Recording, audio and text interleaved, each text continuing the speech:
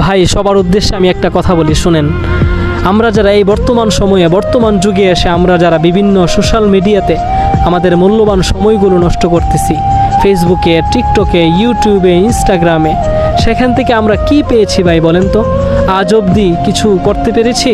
কিছুই না, শূন্য। বরঞ্চ আমাদের নিজেদের পকেটের টাকা খরচ হয়েছে, মূল্যবান সময়টুকু নষ্ট হয়েছে, বিভিন্ন প্রেশার, টেনশন আমাদের ব্রেইনে আঘাত করেছে। দিন শেষে ক্ষতি ছাড়া আমরা কেউই লাভবান হতে পারি নাই সেই সোশ্যাল মিডিয়া থেকে। তাদের উদ্দেশ্যে আমার এই কথাগুলো, আপনারা আসেন, আপনাদের এই মূল্যবান সময়টুকু ফুরসেজ আয়ুতে ব্যয় করেন, ইনকাম করেন, জীবনটাকে সুন্দরভাবে কাজে লাগান। ভাই, টাকা ছাড়া এই পৃথিবীতে আপনার কোনো মূল্য নেই।